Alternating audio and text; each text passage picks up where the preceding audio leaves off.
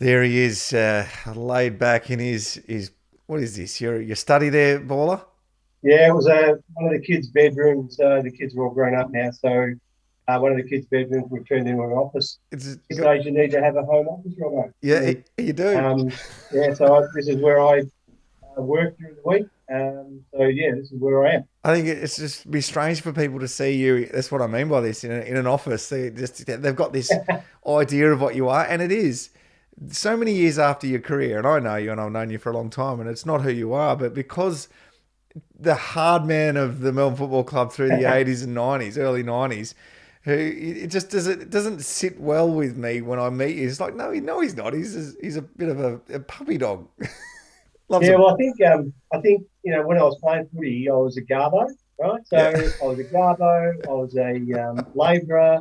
So all of those things that you're talking about right now, I was probably doing when I was playing footy. yeah. But as we get older, those things become a little bit harder. So you need to get a job that you can actually keep working for a long time. So I'm pushing a pen or I'm on the computer, on the phone, Yeah.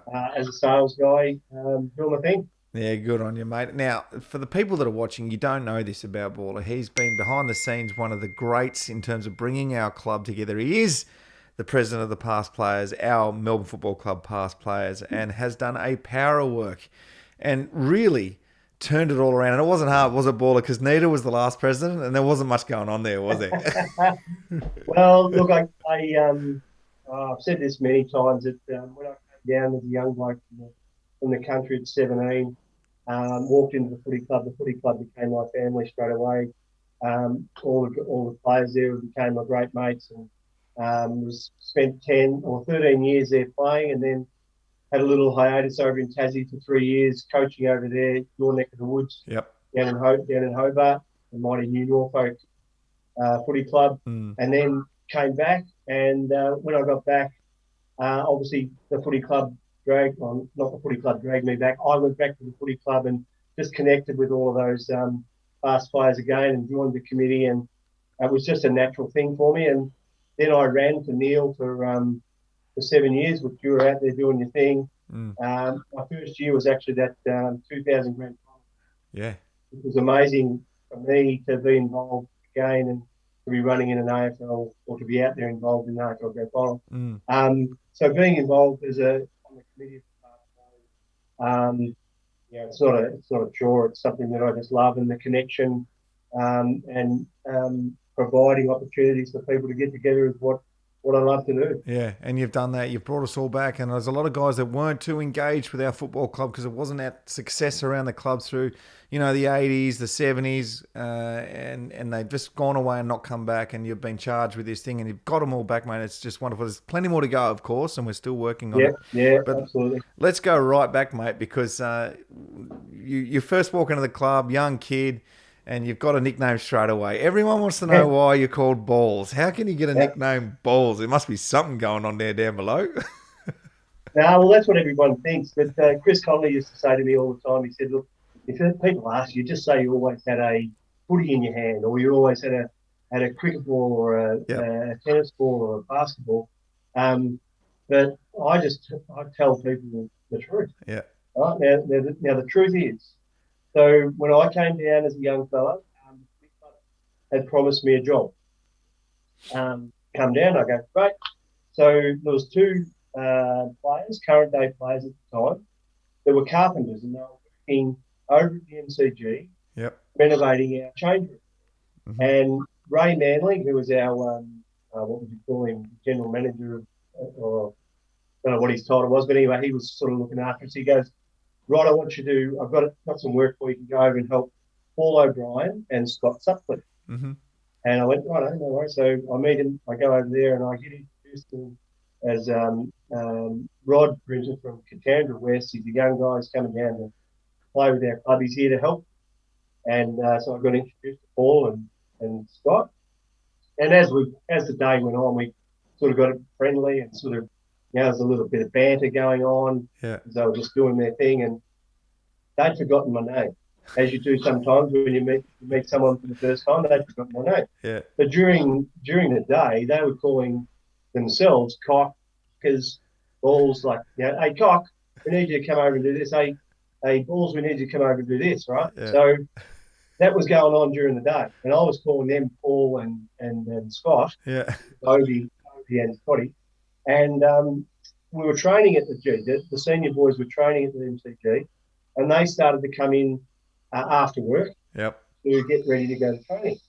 So Obi and Scotty are there doing their thing, and I'm there helping them. And so, Peter Joel, Robbie Flower, Shane Zanta, Yeah. Peter Moore, they all walk in and they say, "G'day, Obi, g'day, Scotty." You go, "Oh, who's your mate?"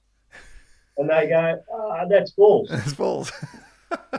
And so my first introduction to all of the senior players at the Melbourne Footy Club was Balls, Balls, and it's stuck ever since. like glue. Yeah. So now anyone that mentions, if I'm in a crowd or if I'm walking around, someone yells out Balls, Yeah. well, I know that I've known them for a long time and they know me closely. So Yeah. Yeah. Yeah. it's awesome. It's a rite of passage, isn't it? Receiving a nickname once you get to a football club or any club anywhere, you feel accepted into the group if you've got Yes, a yeah, nickname. Pretty easy for yeah. me. Well, you've got to have them. You've got to have them. Everyone's got them, unless you're Brad Smith. Your nickname's going to be Smithy, which is pretty. Or Yeah, Russell Roberts, it's you're Robbo. going to be Robbo. it's, So, it's so if all. you're Rod Grinter, what are you? Rodney, are you Grins? Yeah. When I was young, my nickname was Jess. Oh, really? The reason my nickname was Jess back then, through all my mates that I went to school with and grew up with, we had a thing going, and it happens now. I think is that we used to call each other by our mother's name Right. as young kids growing up. Yeah. So Right. it was so my mother's Jessie, so I was Jess, and Yeah. it could be all those old names. Yeah. So that's what my nickname was. So you couldn't really get a nickname out of Rod Grinter. No, Pretty you hard. So, can't. It isn't. It isn't natural, is it? yeah, yeah, We had Chuka Brock McLean. A lot of people ask, "How'd you get Chuka?" Well, that was because Nathan Brown decided that we needed a Chuka at the club, and that was it. That's how you got yours. Your Chuka, and it stuck like glue. that's it. Yeah, yeah, Absolutely yeah. love that. Now, mate, you were at the club at a pretty successful time. So we're going to a grand final, mate. You just talked about 2000 and being the runner there, but you had your taste of some finals as well. And one of the big ones, as much as you'd hate to talk about it, was the prelim out at Waverley where Yeah. Jimmy Steins has run through the market. It's a pretty infamous moment at the Melbourne Football Club that I feel we need to talk about because that's what people want to know because it's part of our history. And Yeah. like it or lump it, and a lot of people like it because it's pretty infamous. So talk me Mhm. through what was Yep. going through your head when that happened. Well, yeah, you're right. We've got over the pain now. It's a fair while ago, Yeah, but you watch it and you see it, and you just, what if, So that particular year in '87 was the first time that Melbourne made the final since 1964. jeez. So it was an amazing sort of achievement just getting into the finals. And getting into the finals, we had to beat Footscray out at Footscray, Yeah, and Hawthorn had to beat Geelong in Geelong. yep. If that didn't work, I think I've got that right. It might be the other way That around. sounds But right to me. Yeah, yeah, so we did what we had to do, and Hawthorn did what they had to do. So we made the final, and we finished fifth. yeah. It was a top five, so we finished fifth, we scraped in, and we had to play North and Sydney. Mm. Now I missed out on playing in the last home and away game and the first two finals because I'll give you one guess why I was not playing. You were suspended. Correct. Right. So unfortunately, on round 20, I think it was 21, I collided with Muddy Waterman from the West Coast, Yeah, and I got 3 weeks. So I missed the last home and away. yeah. I thought my season was done, but I kept training, and then we played. I'm not sure the order whether it's Sydney or North, but I do my training with Steve Henry Lawson, who was our fitness advisor, Mm-hmm. on Saturday morning before they play, and then I sit in the grandstand and watch them play, obviously. And I think we beat the first team, whether it was North or Sydney, by 100 points. Yeah, And I'm going, check. I go home and I do a bit more training and then train the house down during the week, and we come up against the next team. And I do my Saturday morning training with Steve and come and watch. And by half time, we're 80 points up. We're just mm. smashing them, which meant I'm available. Yeah, I'm available to play in the prelim. So at half time, I left. And Yeah. I went home and I ran 10K, trained the house down all week, and got myself into the team for Mm. that preliminary final at full forward. And I played back all year. Yeah. I started on Gary Buckenara, and we all know the story that Melbourne had to win for 3 quarters. We dominated the game for 3 quarters, Mm. except for that last quarter. And that last quarter, I got moved. Stephen Newport was playing on Gary Buckenara on the ball, Yeah. and Gary Buckenara got moved to full forward, which is not a real No. great spot for Newey. Mm. So the runner came out and said, "Balls, you've got to go down to full back on Gary Buckenara," and it was sort of halfway through the last quarter. So I bolted down there, and we've had 2 or 3 reasonably simple shots at goal in that last quarter and missed them, Yeah. and we would have put the game out of reach. Mm. Then we get to, there's sort of like 2 minutes to go. I'm not sure who it was running in and missed the game. I'm not going to drop anyone in here. Missed the goal. They kick it in, go straight down the middle, and I'm chasing Gary Buckenara. He led, and I tripped over his feet Yeah. and obviously pushed him in the back. He gets a free kick. Yeah. The siren is sounding while I'm standing on the mark, and Gary's going back, and it looked like he was going back to kick a talk, Yeah. about 50 out. And because nobody could hear the siren, Dipper, he'd run down the wing to try and get a bit closer to goal. Yeah. And Jimmy was in the middle of the ground. So Jimmy just went straight to pick up Dipper and ran in between me and Bucky, which we all know. It was a 15-metre penalty. And then Bucky went back and did a nice easy drop punt. And so I got off the hook. So I gave away the free kick. Yeah.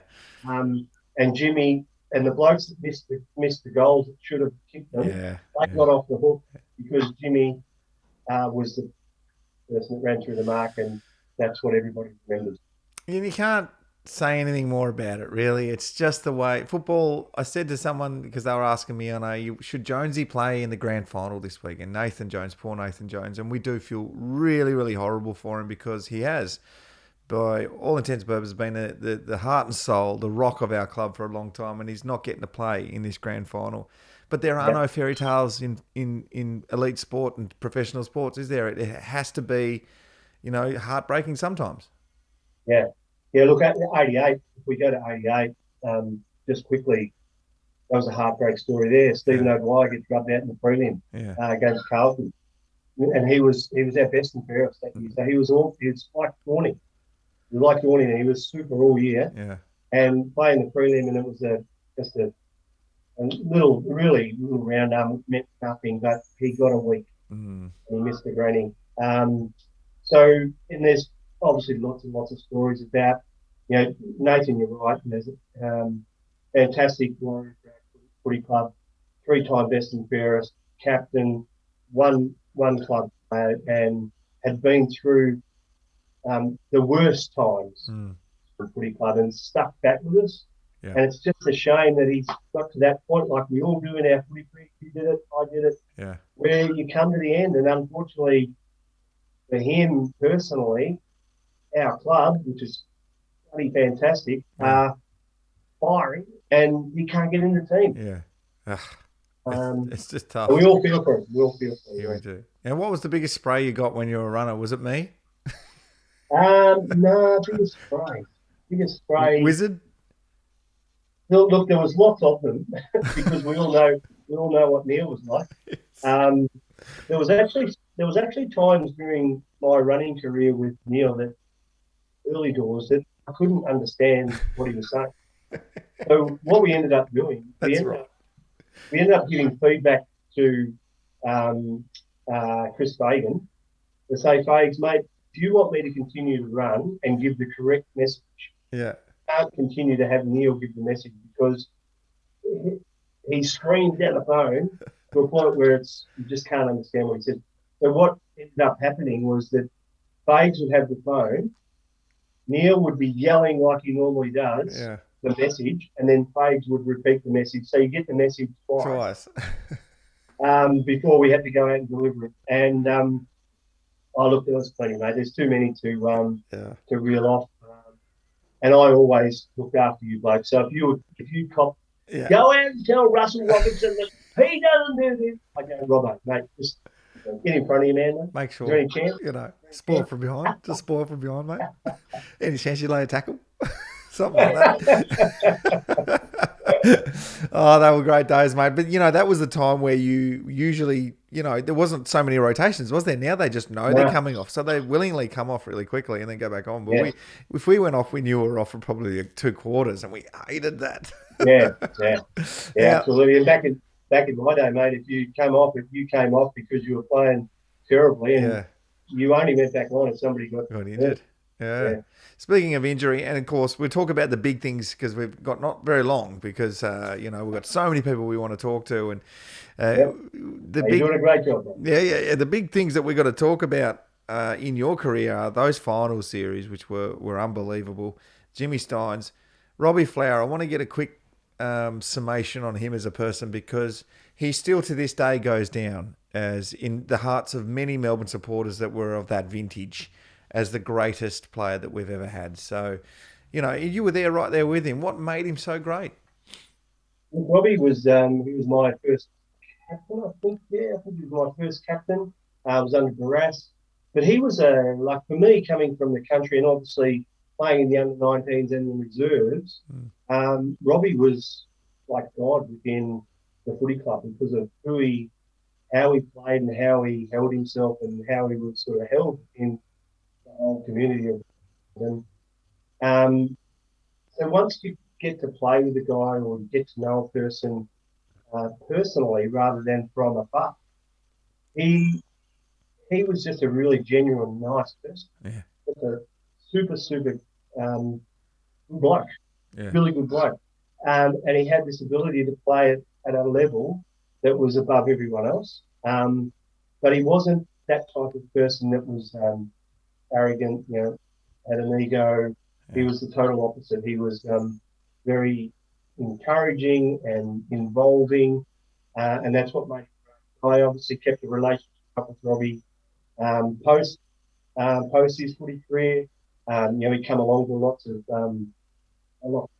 functions and whatnot, Yeah, and he was just an outstanding human being. yeah, And we obviously unfortunately lost him way too early. absolutely. The one I do want to talk to you about, mate, is I don't want to talk about Plough because that's been done to death, and that was a big thing, of course, and many, many weeks, and you hit him. Obviously, going for the ball for mine, it's just one of those things in football. But the big one I want to talk about. Tell us about the time you stole a car. I think I think that's Well, what the people this want to was a, know. this was the start of an unbelievable year for the Melbourne City Club and for me. It was 1988 this season. 1988 we played in the grand final. Now this was a pre-season training camp in Mansfield, where back then there would be we would have had 70 blokes invited to do a pre-season with Melbourne. Yeah, So yeah, if you were playing in country footy and you're reasonably good, you got invited to come and train with Melbourne, impressed enough, you potentially got put on the list. yep, So this particular year, John Northey, because we played in '87 and we got close. yeah, So we all wanted to get back to where we wanted to be in the grand final. So we trained really hard over the pre-season, over that break. And John Northey had said to us, when we come back, we're going on a camp and we're going to go to Mansfield. yeah, And I'm going to let you know what the biggest challenge is going to be for the camp. And that's going to be that we're going to run up Mount Buller. yeah, It's 15 kilometres all the way. So that sort of said to us, you go back to November when we start our pre-season. It was always the Wednesday after the Melbourne Cup we started our pre-season. We trained our backsides off because we knew yeah, that once we got on this camp, that we're going to have to run up Mount Buller. yeah, So we did that. There was 70 odd blokes there, and John had also included their partners to come on that camp. So yeah, it was very inclusive. It was everybody sort of knew everybody, and we're staying at this place. And on the Saturday morning, we all meet bottom of the Mount, and away we go. yeah. We Blow up now, there was somewhere on bikes that could have been harder than bloody running. But Yeah, I those would have blokes thought. Yeah. that had, sore knees or weak knees or whatever. So at the end of it, John was super impressed with our performance in the way that we tracked up there and did what we did. He said, "Tonight, boys, I want you to go, let your hair down, relax, go and have a couple of beers." Yep. So we all rocked out. Can you imagine, like, there's probably 50 blokes Yeah. all from a footy club in a pub, Yeah. and we're all having a few beers. And because we trained so hard, like, you have two beers and you're half, Yeah. right, you're half done. Anyway, then you stay there and you have too much, obviously, and you stay that extra hour that you shouldn't. Yeah. And we ended up getting kicked out. There was a bit of trouble. We ended up getting kicked out, and we most of the boys went home. Yeah. But there was about half a dozen of us that went back to a local's place. He invited us back for a few more beers because we hadn't had enough of it. Yeah. And yeah, we ended up leaving really late. And on the way home, we was just doing some shenanigans, just as young, stupid boys do. Yeah. We're walking down a laneway. Yeah. We were throwing a few rocks, a few roofs, and just doing stupid things. It was like about, I don't know, 1 a.m, so just doing stupid things. Yeah.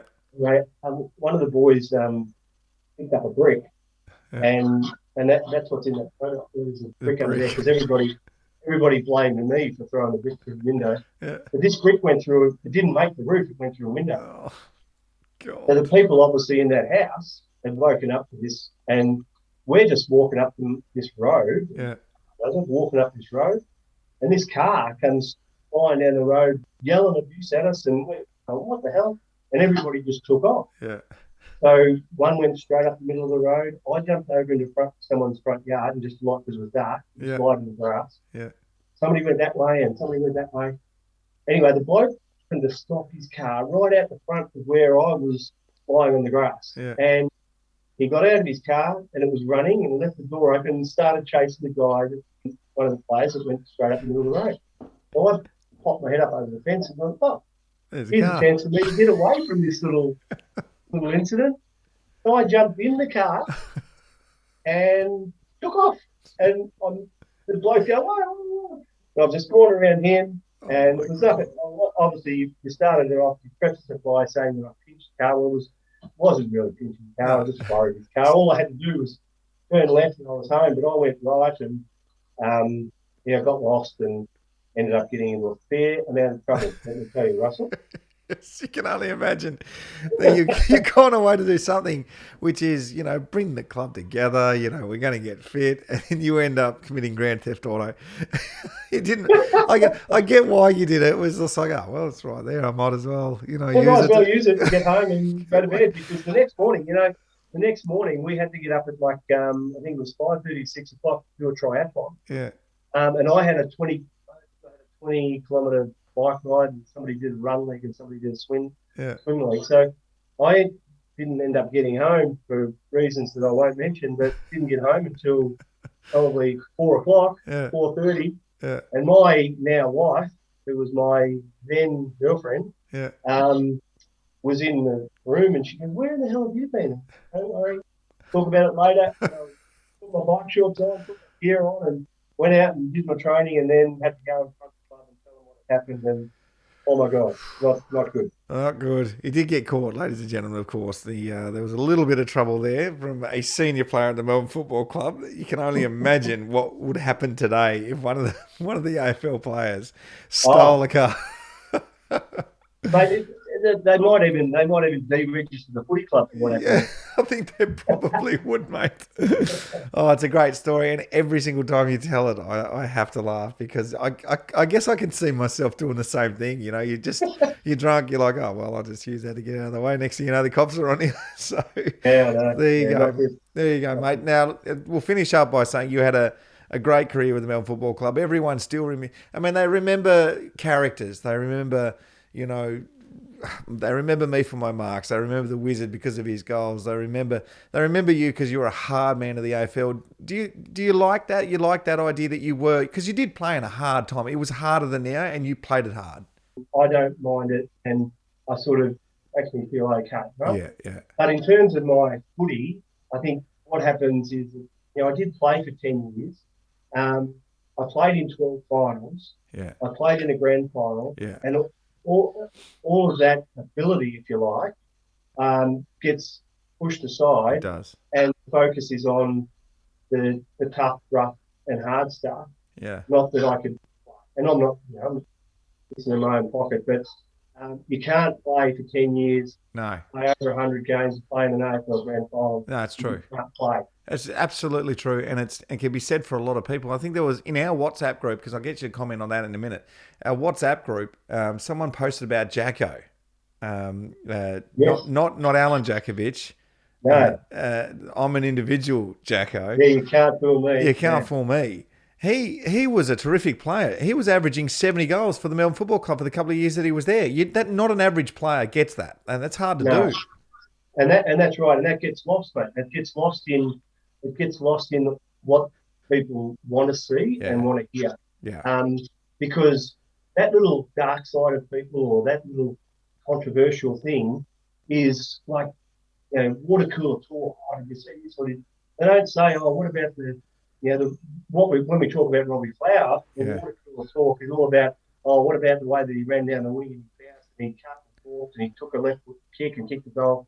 yeah, They're the sort of things that get talked about Robbie in those situations. But there's not too many people that get spoken about like that. It's yeah, all about like, little sneaky little chat. Oh, what about this? Oh, how fun is that?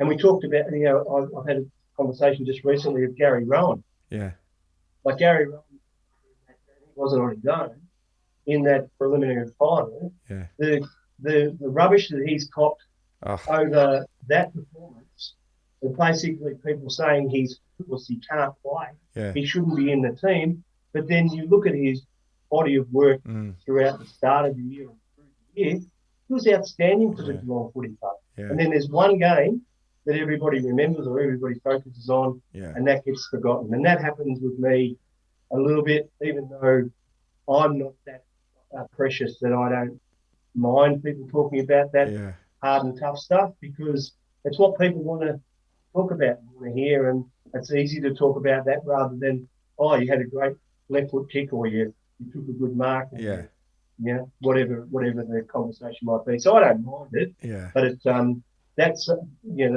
reason why I'm here talking to you, and the reason why I'm involved in the footy club is because I played for the club yeah.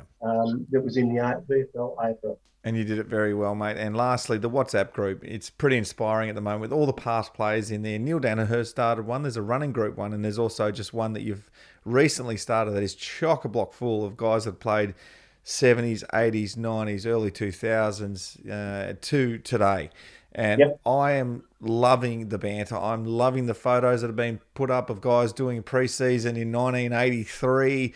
Yep. Some of the get-ups the guys were wearing, their hairdos, and the comments and all that sort of stuff. It's just been brilliant, hasn't it? And it's been largely a lot to do with you, mate. Yeah, look, what happened was Matty Goodrow at the footy club rang me and said, Rod, we want to get, we wanted to do something, right? Yeah, So, and I said, oh, looks like a great idea. Said, I've got a lot of phone numbers in my phone. I'll start a WhatsApp group. So I sat down after I spoke to Matty and I went through my phone. I ended up with 100, yeah, 100 past players that I had numbers in my phone that had a WhatsApp account. yeah, And then I started this past players MFC. yep, And then once I started that and I said, welcome all, and I had a bit of a spiel on why this. And obviously it's a build up to the grand final and let's just keep talking about it and whatnot. Well, now that's over 120. And it goes back to people that haven't been engaged to talk to anyone at the footy club. Sometimes there's guys there that haven't reached out or spoken to anyone for 20, 30 years. yeah, And they're on there actively posting stuff and saying, oh, how good's that? Remember this, remember that. So we talked about what I do with the past players and how I love the connection, and that's what I love to do. And this and what the current day boys have been able to do is help create that connection of a lot of history in our footy club. And you and me on the past players committee are the custodians of our history. yeah, And that's what our job is to make sure that everybody is involved, engaged, and can connect.